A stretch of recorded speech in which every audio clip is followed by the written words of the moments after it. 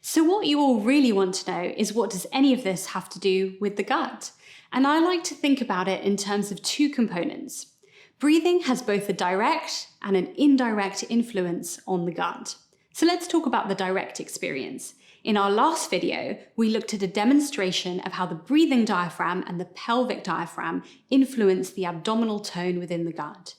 And this is direct influence. It's a way in which the muscles of the breathing diaphragm communicate with the muscles of the abdominal wall and change the tone and the fluidity within the abdominal cavity. And the gut changes as a result. So for example, if we tense the breathing diaphragm, we transmit that tension to the muscles of the abdominal wall, and this has an influence on our digestion. So more about that in the previous video. But what about the indirect influence of breathing on the gut? What does research and science tell us about the way that we can influence our rate and our depth of breathing and how that influences our digestive health? Well, for this, we need to go down to the science level of our nervous system. And our gut has communication with the autonomic nervous system. I like to call it the automatic nervous system because, as we've learned, our breathing is automatic most of the time.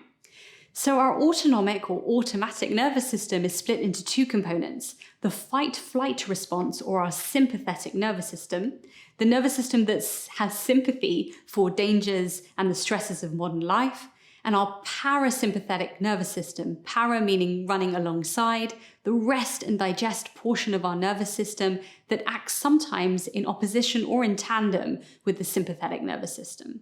So we've got fight, flight on the one hand and rest, digest on the other.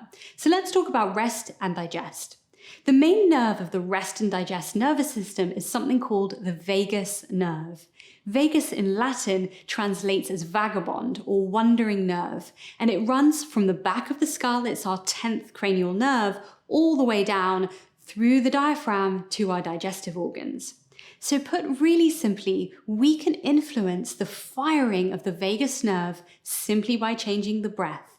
As we slow the breath down and as we breathe deeper, we provide a kind of massage for the vagus nerve, and we move ourselves into the rest and digest portion of the nervous cycle.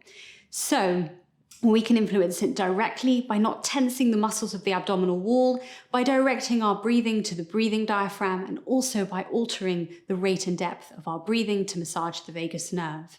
And all of this means that our breath is an incredibly powerful tool that we can influence at any moment. It's free, it's yours. And when you tap into the idea of working with the natural cycle of the breath, you can have an influence on the relaxation response of the gut as well.